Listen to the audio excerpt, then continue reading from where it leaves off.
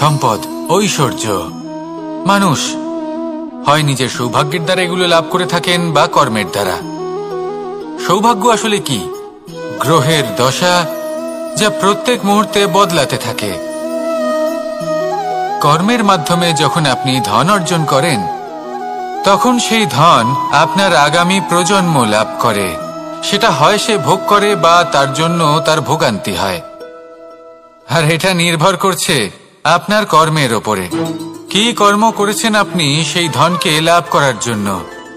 যদি আপনি সৎ পথে চলেন, নিষ্ঠা ভরে আপনি কর্ম করে থাকেন এবং তার ফলে আপনি ধন অর্জন করে থাকেন, তাহলে আপনার আগামী প্রজন্ম সেটা ভোগ করবে, সেটা প্রয়োগ করবে নিজের বিকাশের জন্য। কিন্তু যদি আপনি কুকর্ম করে থাকেন, কোনো রকম ছলনা করে থাকেন এই ধন লাভ করার জন্য, তাহলে 100% আপনার আগামী প্রজন্মকে এর জন্য ভুগতেই হবে। তাহলে আপনি কি চাইবেন? যে আপনার আগামী প্রজন্ম সুখ ভোগ করবে, নাকি আপনার কুকর্মের পরিণাম ভোগ করবে? নির্বাচন আপনারই। আসুন আমার সাথে ভালোবেসে বলুন, রাধা রাধা। লোভ আপনার অন্তরের আরো একটা শত্রু। দেখতে গেলে এটা একটা শব্দ, একটা সংস্কৃত শব্দ।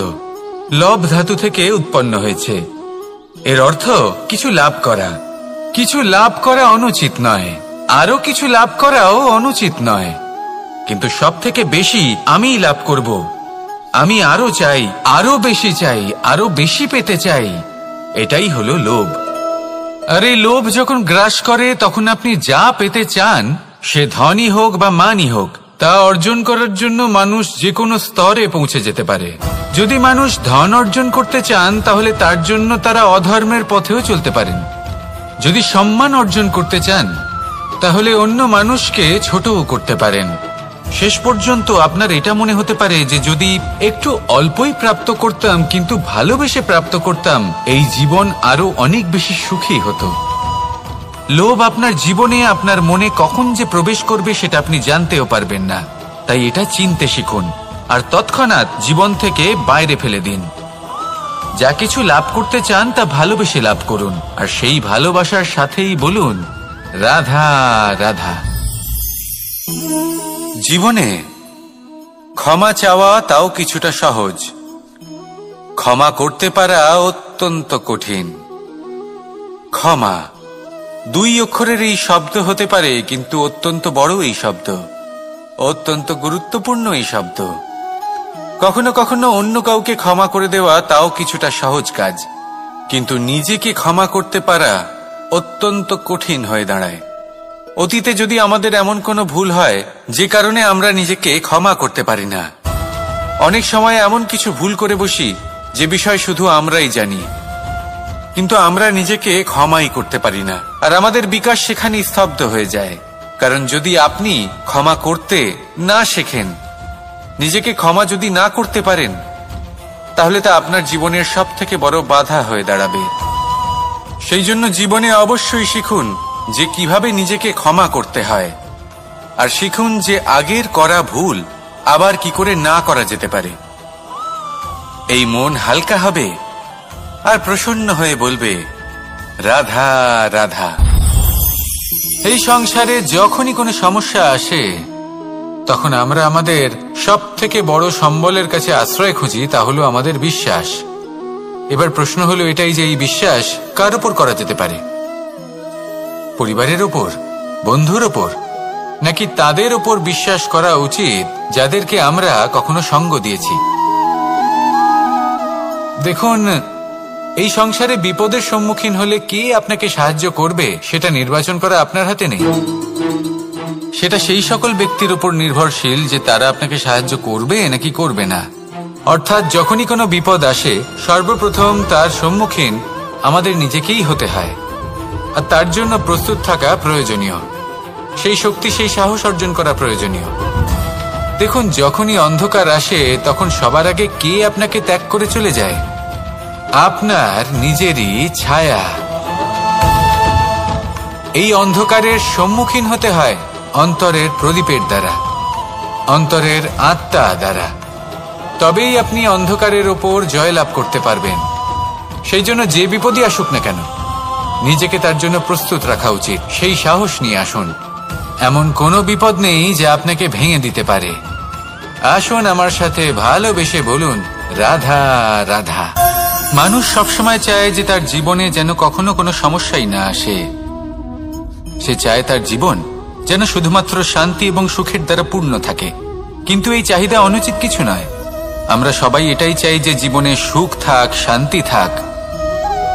কিন্তু এই কথা সবসময় মনে রাখবেন, যে সূর্য উদিত হন সংসারকে প্রকাশমান করেন, দুপুরবেলায় সংসারকে রৌদ্র প্রদান করেন, সন্ধেবেলায় তাকেও অস্ত যেতে হয়। এবার আমাদের জীবন চক্র কিছুটা এরকমই। কোনো কিছুই চিরকাল একরকম থাকে না। কখনো এই নদীকে দেখুন যা বয়ে চলেছে। এই নদী যা বয়ে চলেছে তার পথেও অনেক বিপদ আসে। বড় বড় পাথরের সম্মুখীন হয়ে তাকেও সামনে এগিয়ে যেতে হয়। একটি পুকুর যা চারদিক থেকে ঘেরা, তার জীবনে কিন্তু কোনো সমস্যা নেই। কিন্তু এই সংসারে পুকুরের পুজো করা হয় না, পুজো করা হয় নদীকে। মনে রাখবেন, সমস্যার ঊর্ধ্বে তিনি উঠতে পারেন যিনি সমাধি লাভ করেছেন, যিনি এই সংসারেই নেই। যিনি এই সংসারে আছেন এবং জীবিত আছেন, তার জীবনের সমস্যা হলো শ্বাসবায়ুর মতোই গুরুত্বপূর্ণ।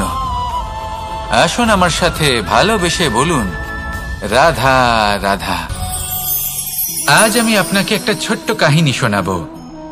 একবার আমি, রাধা আর দাদা, আমরা তিনজনে মিলে লুকিয়ে একটা উপবনে গেলাম আম পেড়ে খেতে। অনেক পরিশ্রম করে আমরা ওখানে পৌঁছলাম আর আমরা আশ্চর্যচকিত হয়ে গেলাম এটা দেখে যে এবার তো আম পাকেইনি। এবার দাদা কি করলেন, একটা আম পাড়লেন আর সেটা চাখলেন, আর উনি নিরাশ হয়ে পড়লেন। উনি বললেন যে এটা তো খুবই টক। তারপর রাধা একটা আম পাড়লো আর সেটা চেখে দেখলো, আর রাধা উৎসাহিত হয়ে পড়ল। আমি রাধাকে জিজ্ঞেস করলাম, কি হয়েছে, তুমি এত উৎসাহিত কেন? তখন রাধা বলল যে এবার এত বেশি টক আম হয়েছে যে এগুলো দিয়ে আমরা আচার বানাবো। তাহলে দাদা ওখান থেকে বেরিয়ে গেলেন নিরাশ হয়ে এবং খালি হাতে। রাধাও ওখান থেকে বেরিয়ে গেল কিন্তু উৎসাহিত হয়ে, আর অনেকগুলো কাঁচা আম সাথে নিয়ে। এর থেকে আমরা কি শিক্ষা পেতে পারি? যে প্রত্যেকটা স্থানে এমন কিছু রয়েছে যেখান থেকে আমরা কিছু একটা শিক্ষা লাভ করতে পারি, যা আমাদেরকে বিকাশের পথে নিয়ে যেতে পারে। এই শিক্ষা প্রত্যেক স্থানে আছে। সবকিছু আমাদের দৃষ্টিভঙ্গির উপর নির্ভর করছে। যখনই আমাদের জীবনে, আমাদের সম্পর্কে কোনো সমস্যা, কোনো বিপদ আসে, তখন বেশিরভাগ মানুষ সেই বিষয় নিয়ে দুঃখী হয়ে পড়েন। আর কিছু মানুষ এমনও থাকেন যারা শেষ পর্যন্ত তার সমাধান করেন, বিপদকে পরাজিত করেন, সম্পর্কগুলিকে আবার জুড়ে দেন। যদি আপনি সুখের খোঁজ করেন তাহলে আপনি সুখ অবশ্যই পাবেন, প্রসন্নতা অবশ্যই পাবেন। যদি আপনি দুঃখ খোঁজেন তাহলে দুঃখ অবশ্যই পাবেন। এবার আপনি কি খুঁজতে চান, সেই চয়ন আপনারই। আসুন আর আমার সাথে ভালোবেসে বলুন, রাধা রাধা। কখনো কোনো প্রজাপতিকে উড়তে দেখেছেন? কি সুন্দর উড়ে বেড়ায় সে, এক ফুল থেকে অন্য ফুলে, এক পাতা থেকে অন্য পাতার উপর। কিন্তু সে কিভাবে উড়তে শেখে কখনো ভেবেছেন? জন্ম থেকেই কিন্তু প্রজাপতির ডানা থাকে না। ও কিন্তু ছোট্ট একটা ডিমের আকারে জন্ম লাভ করে। তারপর সেই ডিমটি ভেঙে একটি কীট বাইরে আসে। আস্তে আস্তে সে বড় হয়, ওর শক্তি বৃদ্ধি পায়। তারপর সে সেই কীট দশা ত্যাগ করে নিজের ডানাগুলি মেলে। এই প্রক্রিয়া তার কাছে সরল নয়, অত্যন্ত যন্ত্রণাদায়ক প্রক্রিয়া। কিন্তু সে সেই যন্ত্রণা মেনে নেয়, আর তারপর আস্তে আস্তে সে উড়তে শেখে। শুধুমাত্র আকাশে উড়ে বেড়ায় তা নয়, আমাদের মনের মাঝে উড়ে বেড়ায়। এবার এই ডিম থেকে প্রজাপতি হয়ে ওঠার যে যাত্রা, এটা যতটা কঠিন, ততটাই কঠিন হয় এই সংসারে শ্রেষ্ঠ কর্ম করা, ততটাই কঠিন হয় এই সংসারে মহান হয়ে ওঠা। সেই জন্য প্রয়োজনীয় প্রচেষ্টা, এবং সময়। নিরন্তর প্রচেষ্টা করতে থাকুন, পর্যাপ্ত সময় নিন এবং আপনি নিজেকে এই আকাশে উড়ন্ত অবস্থায় পাবেন। আসুন আমার সাথে ভালোবেসে বলুন, রাধা রাধা, রাধা রাধা। আপনারা হয়তো ভাবছেন কি আশ্চর্য ব্যাপার, প্রত্যেকবার আমি কথা শেষ হওয়ার পরে রাধা রাধা বলি। এইবার আমি আগেই বলে দিলাম। কারণটা কি? কারণ হলো অত্যন্ত বিশেষ। প্রত্যেকবার কথা সমাপ্ত হবার পরে আপনাদের সবার মধ্যে ভালোবাসা বিতরণ করতে চাই, তাই রাধা রাধা বলি। কিন্তু এইবার এই নতুন এবং বিশেষ সূত্রপাতে প্রথমে প্রেম বিতরণ করা অত্যন্ত আবশ্যক। এবার একটা বিষয় আছে যা জানেন হয়তো সকলেই, কিন্তু বুঝতে খুব কম জন পারেন। এই প্রেম, এই আনন্দ, এই সকল কিছুর সূত্রপাত হয় নিঃস্বার্থ আবেগের দ্বারা। ঠিক যেমন একজন, তাহলে স্মরণ করুন সেই সকল মুহূর্ত যেগুলি আপনি নিজের মাতার সাথে অতিবাহিত করেছেন। অনুভব করতে পারবেন যে কিভাবে এক মুহূর্তেই এই মন প্রফুল্ল হয়ে ওঠে। এবারের কারণ কি? এর কারণ হলো এই জীবনের আসল দ্বারই হলো মমতা।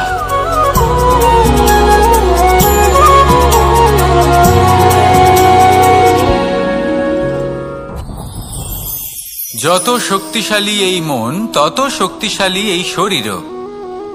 এই যে আমাদের শরীর, এটা আসলে কি?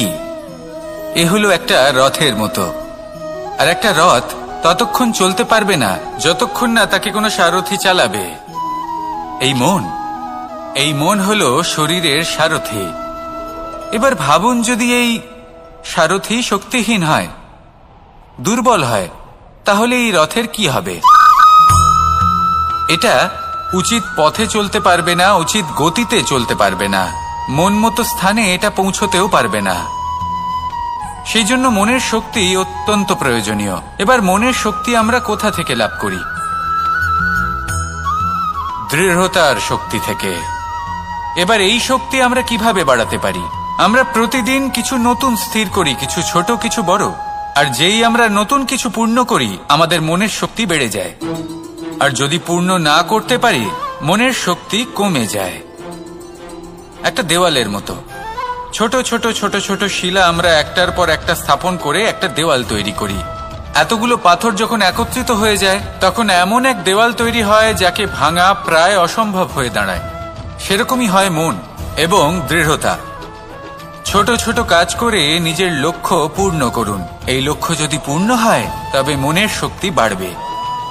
কিছুটা এইভাবে যে যত বড়ই বিপদ আসুক না কেন, সেই বিপদ নিজে হার মেনে নেবে, কিন্তু আপনার মন ততটাই শক্তিশালী থাকবে। তাই মনের শক্তি বাড়াতে থাকুন, যাতে আপনি উচিত পথে চলতে পারেন, উচিত গতিতে চলেন আর মনোবাঞ্ছিত স্থানে পৌঁছতে পারেন। তবেই এই মন প্রসন্ন হয়ে বলবে, রাধা রাধা। আমি রাধাকে ভালোবাসি, আর এই কথাটা সমগ্র সংসার জানে। আর সময় অন্তরে লীলার দ্বারা, বিভিন্ন ঘটনা দ্বারা, কর্মের দ্বারা আমি নিজের এই ভালোবাসা রাধার সামনে প্রকাশ করি। এবার আপনি বলবেন, এসবের কি প্রয়োজন? রাধা কি এই কথা জানে না যে কৃষ্ণ তাকে কতটা ভালোবাসে? অবশ্যই জানে, কিন্তু এই যে ভালোবাসা, তা মনে রেখে দেওয়ার জন্য নয়, তা প্রকাশ করার জন্য। আর বারংবার এই ভালোবাসাকে প্রকাশ করা উচিত, উচিত সময় এবং উচিত সুযোগ দেখে। কিরকম? এবার যদি আপনি প্রেমীর সাথে কোনো উৎসবে থাকেন, তাহলে তার সাথে নৃত্য সঙ্গীত করুন। যদি ভিড়ের মাঝে থাকেন, তখন প্রেমীকে সম্মান করুন, একান্তে প্রসাধন করুন। দুঃখের সময় তার হাত ধরে থাকুন, সুখের সময় আলিঙ্গন করে রাখুন। এই প্রেম যত প্রকাশ করবেন, ততই এই প্রেমের বৃদ্ধি হবে। এই প্রেম আরো বেশি গভীর হবে, অটুট হবে। তাই এই প্রেমকে মনে নয়, আপনার জীবনে স্থান দিন। মন খুলে প্রকাশ করুন আর আমার সাথে ভালোবেসে বলুন, রাধা রাধা। মুঠো হাতের শক্তি বেশি, মুঠো খুললেই তা দুর্বল। তা এমন কি থাকা উচিত এই বন্ধ মুঠোয় যা লাখের সমান? মানসিকতা এবং স্বপ্ন। মানুষ জন্মগ্রহণ করে, তার মানসিকতা সময়ের সাথে উন্নত হয়। মানসিকতা অনুযায়ী সে স্বপ্ন দেখে, আর সেই স্বপ্ন সার্থক করতে সে পরিশ্রম করতে থাকে। কিন্তু খুব গুরুত্বপূর্ণ একটা কথা আছে যা আপনার মনে রাখা উচিত। আপনার এই মানসিকতা, আপনার এই স্বপ্ন, তা যেন আপনার নিয়ন্ত্রণে থাকে। আপনার বন্ধ মুঠোয় যেন এর লাগাম থাকে, আপনি যেন এর প্রভু হন। যদি তা হয় তবেই আপনি লাভবান হবেন। যদি এরা আপনাকে নিয়ন্ত্রণ করতে থাকে, যদি আপনার মুঠো খুলে যায়, না পথ আপনার নিয়ন্ত্রণে থাকবে, না মানসিকতা থাকবে, না স্বপ্ন নিয়ন্ত্রণে থাকবে। আর যদি তাই হয় তাহলে আপনি আপনার ভবিষ্যৎ নষ্ট করে ফেলবেন। তাই নিয়ন্ত্রণ করতে শিখুন নিজের বিচার বুদ্ধি, নিজের মানসিকতা, নিজের স্বপ্নকে। নিজের এই স্বপ্ন পূরণ করুন আর আমার সাথে ভালোবেসে বলুন, রাধা রাধা। আমার কাছে যশোদা মা যেমন, আমার কাছে দেবকী মা যেমন, আমার কাছে ঠিক তেমনই হলেন গোমাতা। এবার ভেবে দেখার বিষয় হলো এটা যে এই সংসারে অসংখ্য প্রাণী আছে। একজন গাইকে একজন মায়ের মর্যাদা কেন দেওয়া হয়? তাহলে এর অনেকগুলো কারণ আছে। এই গাই অর্থাৎ গোমাতা, এনারা হলেন অত্যন্ত শান্ত, শান্তি প্রিয়, কখনো কারোর কোনো ক্ষতি করতেই পারেন না। গোমাতা যে দুধ নিজের বাছুরকে পান করান, সেই দুধই আমাদেরও দেন। সেই দুধ পান করে আমরা শক্তি লাভ করি। এই দুধ থেকে আমরা মাখন, ঘি, পায়েস, এইসব সুস্বাদু খাবার লাভ করি। গোমাতার গোবর আমাদের জ্বালানি হিসেবে সাহায্য করে, যার ফলে খুব কম সংখ্যক কাঠ ব্যবহার করা যায় এবং বেশিরভাগ জঙ্গল সুরক্ষিত থাকে। গোমাতার গোমূত্র, সেটাও আমাদের কাছে লাভজনক। এর দ্বারা আমরা অনেক রোগ থেকে মুক্তি লাভ করতে পারি। গোমাতা যখন একটি বাছুরকে জন্ম দেন, তখন সেই বড় হয়ে আমাদের ক্ষেত কর্ষণ করে। সেই জন্য গাইকেও জীবনে মায়ের মর্যাদা দেবেন। যতটা সম্ভব তাকে সেবা করুন এবং ভালোবেসে তাকে পালন করুন। এই মন নিজে থেকেই প্রসন্ন হয়ে বলবে, রাধা রাধা। চলতে থাকা, থেমে যাওয়া, বিশ্রাম নেওয়া, তারপর দম নিয়ে পুনরায় দাঁড়িয়ে পড়া, আর তারপর আবার সেই পথ চলা। এটা জীবনের অভিন্ন এক অঙ্গ, এটার থেকে আপনি পালাতে পারবেন না। কিন্তু এই অঙ্গকে আপনি নিজের জীবনে কিভাবে প্রয়োগ করবেন, কিভাবে তাকে কাজে লাগাবেন, সেই সিদ্ধান্ত আপনাকে নিতে হবে। যারা হেরে যান তারাও জীবনে থমকে যান, আবার যারা জেতেন তারাও দাঁড়িয়ে পড়েন। যারা হেরে যান তারা হাঁপিয়ে দাঁড়িয়ে পড়েন, যারা জিতে যান তারা দাঁড়িয়ে পড়েন সেই সর্বোচ্চ স্তরে পৌঁছে গিয়ে। এবার দাঁড়াতে তো আপনাকে হবেই, তা হতেই হবে। কিন্তু কখন, কিভাবে দাঁড়াবেন, ক্লান্ত হয়ে নাকি সর্বোচ্চ স্তরে পৌঁছে গিয়ে, সেই সিদ্ধান্ত আপনার। অবশ্যই দাঁড়িয়ে পড়ুন, কিন্তু ক্লান্ত হয়ে নয়, কারণ আপনাকে পুনরায় দাঁড়িয়ে পড়তে হবে, পুনরায় যাত্রাপথে এগোতে হবে এবং সর্বোচ্চ স্তরে পৌঁছতেই হবে। রাধা রাধা। স্বপ্ন, আমরা জীবনে স্বপ্ন দেখতে থাকি, সেটা পূরণ করার পূর্ণ প্রয়াস করে থাকি। কিন্তু এই স্বপ্ন পূরণ না হওয়ার পরিস্থিতিতে আমরা ভেঙে পড়ি, ছিন্ন বিচ্ছিন্ন হই। আর তারপর এই বোঝা আমরা আগামী প্রজন্মের ওপর রীতিমতো চাপিয়ে দিই। আমরা এটাই মনে করি যে আমরা যেটা হতে পারিনি সেটা আমাদের সন্তান অবশ্যই হবে। আমরা যা কখনো পাইনি আমাদের সন্তান অবশ্যই তা পাবে। এটা যে অনুচিত সেটা আমরা ভাবি না, কিন্তু এটা ভুল। আর এই ভুল আমরা সকলেই করে থাকি। সন্তান প্রকৃতি আর পরমাত্মার আশীর্বাদ। ওদের ভেতরে তাদের নিজের একটা অস্তিত্ব লুকিয়ে থাকে, সেটা রাধা রাধা। এই পুকুর দেখছেন আপনি? পুকুরের জল কখনো প্রবাহিত হয় না, একই স্থানে জমে থাকে, আর সেই কারণে কিছুদিন পর ময়লা হতে শুরু করে। কিন্তু তাও আমরা একে ত্যাগ করি না, আমরা তবুও একে পুজো করি। শুধুমাত্র এই কারণে নয় যে অতীতে সে আমাদের তৃষ্ণা মিটিয়েছে, কিন্তু এই কারণেও যে যদিও বা সে ভবিষ্যতে আমাদের তৃষ্ণা না মেটায়, কিন্তু প্রয়োজন হলে আগুন অবশ্যই নেভাতে পারে। ঠিক সেই রকমই হয় আমাদের সম্পর্ক, সম্পর্ক যা আমরা বহু বছর পরিশ্রম করে তৈরি করি, যে দরকার পড়লে আমাদের সহায়ক হয় কোনো না কোনোভাবে। সেই জন্য সম্মান করতে শিখুন এই সম্পর্কগুলিকে, শিখুন এই সম্পর্কগুলিকে অটুট রাখতে। কথায় কথায় এই সম্পর্কগুলিকে ভেঙে দিতে শিখবেন না। রাধা রাধা। বিষ, এই শব্দটা শুনলেই মনে অনেক কল্পনা জন্ম নেয়। কল্পনা অসহ্যকর তিক্ততা, কল্পনা অত্যন্ত বেদনাদায়ক মৃত্যু। এবার যদি আপনাকে জিজ্ঞেস করা হয় যে সবচেয়ে বিষাক্ত বিষ কোনটা, তাহলে আপনি কি বলবেন? কেউ বলবে সর্পের বিষ, কেউ বলবে কাঁকড়া বিছের, কেউ বলবে কালকিউটের বিষ। কিন্তু না, এই সমস্ত রকম বিষ সেই বিষের সামনে টিকতে পারবে না যাকে আমরা বলে থাকি কানের মধ্যে ঢালা বিষ। শুনতে অত্যন্ত মিষ্টি, কিন্তু তিক্ততায় অত্যন্ত বিষাক্ত। পেটের মধ্যে যাওয়া এই বিষ শুধুমাত্র একটি মানুষের মৃত্যুর কারণ হয়, কেবল একটি। কিন্তু কানের মধ্যে ঢালা এই বিষ একাধিক সম্পর্কের নাশ করতে পারে। আর এটাতে সেই ব্যক্তির ভুল নেই যে আপনার কানে বিষ ভরেছে, আপনি তাকে দোষ দিতে পারেন না। এখানে দোষ আপনার নিজের, যে এই বিষকে আপনি নিজের উপরে প্রভাব ফেলতে দিয়েছেন, এই বিষকে সুযোগ দিয়েছেন আপনার ক্ষতি করতে। এটা আপনার ভুল। সেই জন্য কুমন্ত্রণায় কখনো কান দেবেন না।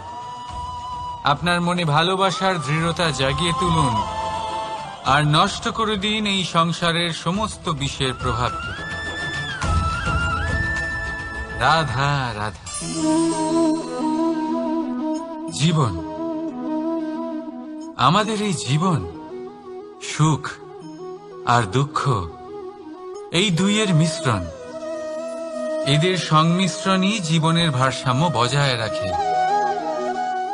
এখন এই সুখ, সুখ এমন এক বস্তু যাকে সবাই খুঁজে চলেছে। দুঃখ এমন এক অনুভূতি যা সবার কাছে আছে। আমাদের প্রত্যেকের জীবনে সুখ আর দুঃখ আসতে থাকবে আর যেতেও থাকবে, এটা অবশ্যই জীবনে থাকবে। কিন্তু সফলতা, এটা সবার জীবনে আসে না। কেন? কারণ এই সফলতা সুখ আর দুঃখের দ্বারা প্রাপ্ত হয় না। সফলতা প্রাপ্ত হয় নিজের উপরে বিশ্বাস করতে থাকলে। আকাশের ওই সূর্যকে দেখুন, সূর্যের বিশ্বাস আছে নিজের উপর যে সে সমস্ত জগৎকে আলোকিত করতে পারবে, নিজের প্রথম রশ্মি দিয়ে অন্ধকারকে দূর করতে পারবে। সূর্য এই বিশ্বাস নিয়েই আসে, আর কিছুক্ষণের মধ্যেই সমস্ত সংসার থেকে অন্ধকারকে বিনাশ করে ফেলে সে। তাহলে মনে রাখবেন, এই সুখের আভাস, এই দুঃখের অনুভূতি আসতেও থাকবে আর যেতেও থাকবে। শুধু নিজের উপরে বিশ্বাস রাখুন, তারপর দেখবেন এই সফলতা আপনার দাস হয়ে থাকবে। রাধা রাধা। চাঁদ কত শ্রেয় শুভ্র, কত সুন্দর। কিন্তু যদি আপনি মনোযোগ সহকারে দেখেন তাহলে দেখবেন এই চাঁদেও দাগ আছে। আর এই দাগগুলি থাকার কারণে কি এই চাঁদের মাহাত্ম্য কখনো কমে যায়?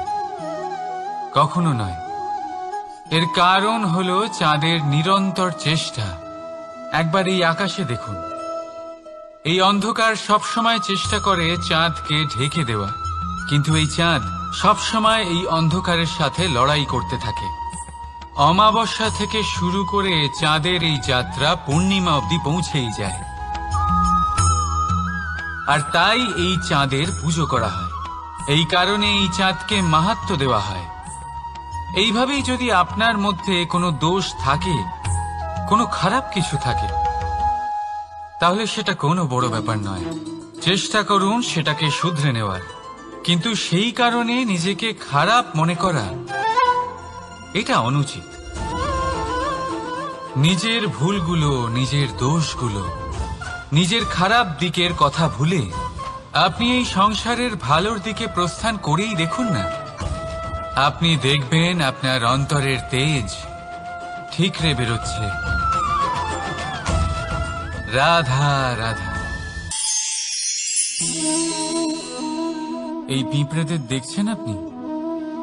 সবাই একই রকমের। এদের মধ্যে তফাৎ খুঁজে বার করা অসম্ভব। মনে হয় যেন ওদের আলাদা আলাদা অস্তিত্বই নেই। কিন্তু যদি আপনি মন দিয়ে দেখেন তাহলে দেখবেন প্রতিটা পিঁপড়ের আলাদা কাজ নির্ধারিত। তাদের আলাদা অস্তিত্ব আছে।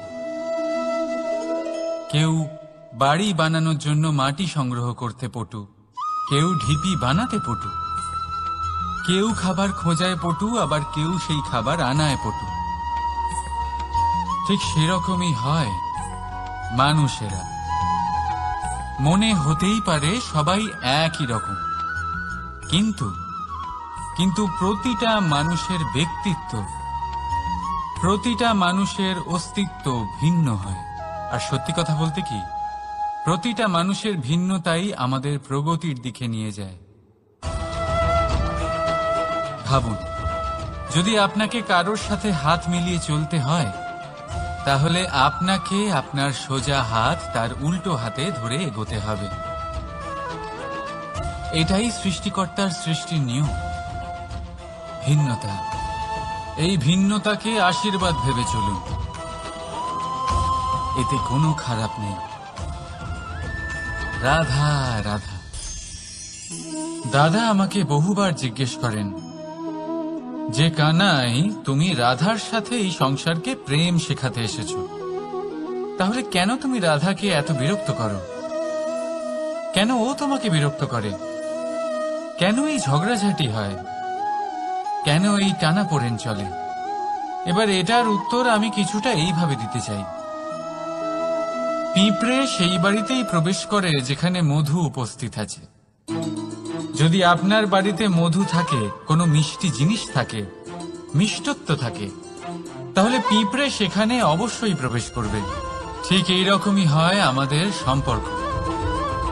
এর মধ্যে ছোটখাটো ঝগড়াঝাটি, টানাপোড়েন, রাগ করা, মন ভাঙানো, এই সব তো চলতেই থাকে।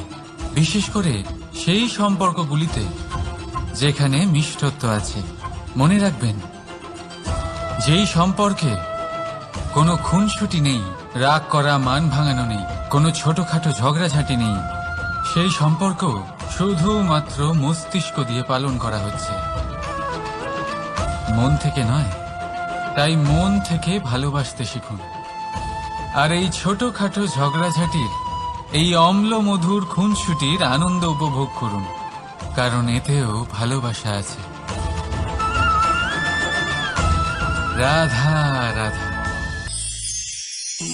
এই পুস্তক বড়ই কাজের জিনিস।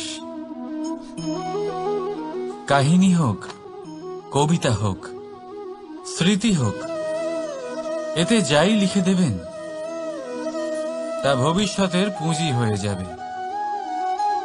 কিন্তু যদি কখনো এমন হয় যে এই পুস্তক ময়লা হয়ে যায়, বা যদি কোনো পাতায় আপনি ভুল করে কালি ফেলে দেন, বা এই পুস্তকের মতোই হয় আমাদের সম্পর্ক, তার সেই এক পাতা, একটা ভুল।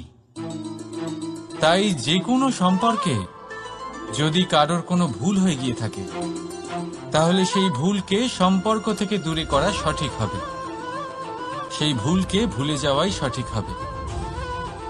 সেই সম্পর্ক ভাঙা নয়, সেই সম্পর্ক সামলে রাখুন। কারণ ভুল তো সবার দ্বারা হয়। যদি এরকম করেন, তবেই জীবনরূপী পুস্তক আরো সুন্দর হয়ে উঠবে। একে অপরকে ক্ষমা করতে শিখুন, একে অপরের ভুলকে ভুলে যেতে শিখুন। তারপর দেখবেন এই জীবনে আরো আনন্দ আসবে, আর এই সম্পর্ক নিঃশ্বাস নিতে থাকবে। রাধা রাধা।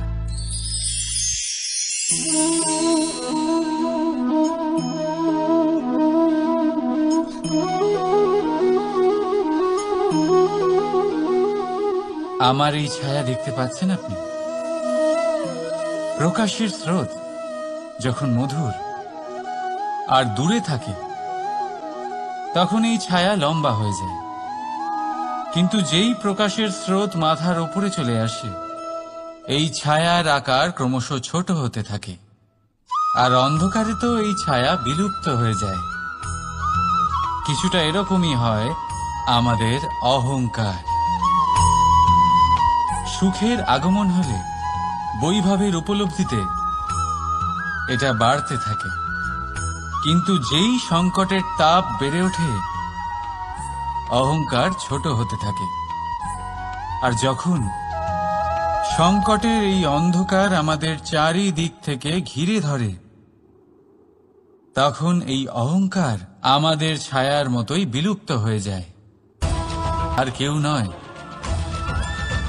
এই আত্মসম্মান নয়, এ হলো অহংকার। আর অহংকার আর কিছুই নয়, শুধু পতনের দিকে প্রথম পদক্ষেপ।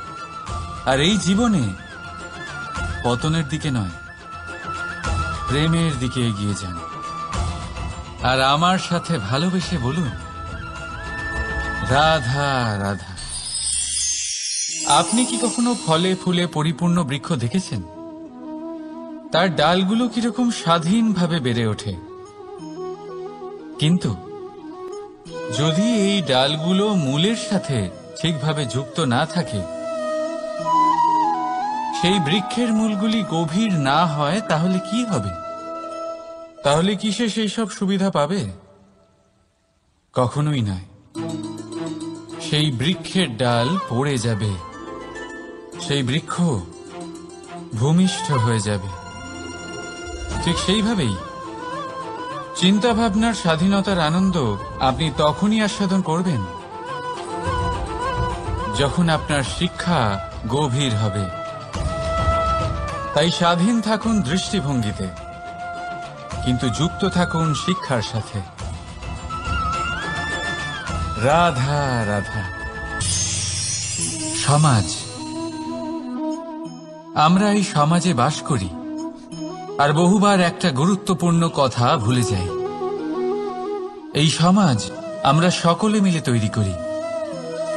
সমস্ত সময় কাটিয়ে দিই এইটা ভাবতে ভাবতে যে এই সমাজ কি ভাববে,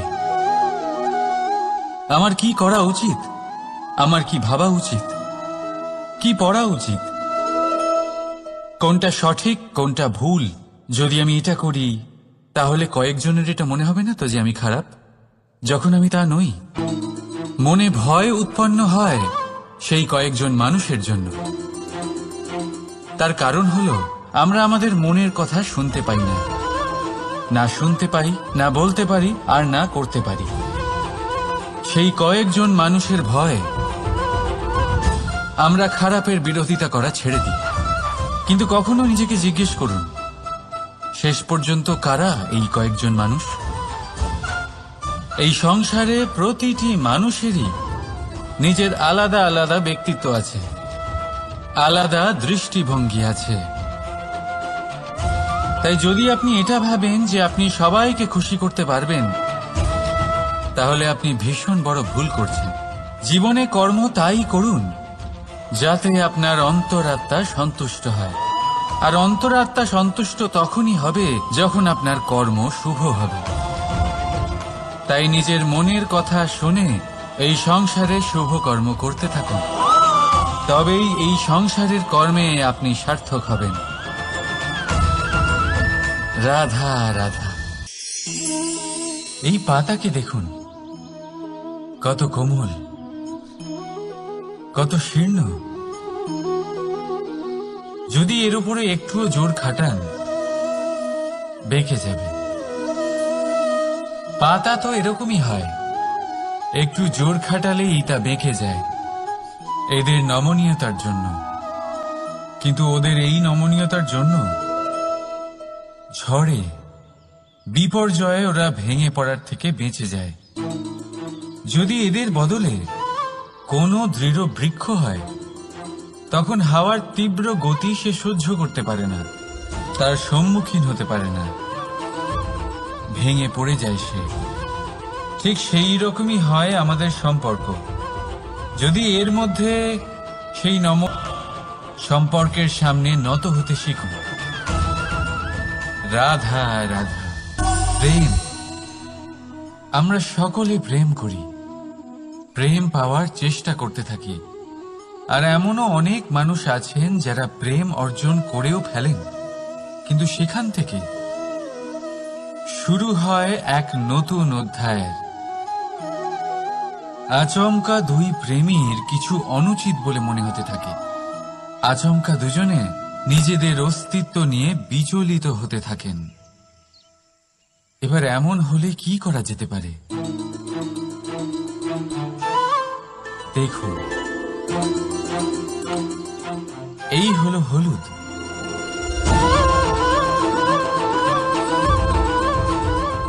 আর এই হলো চুন।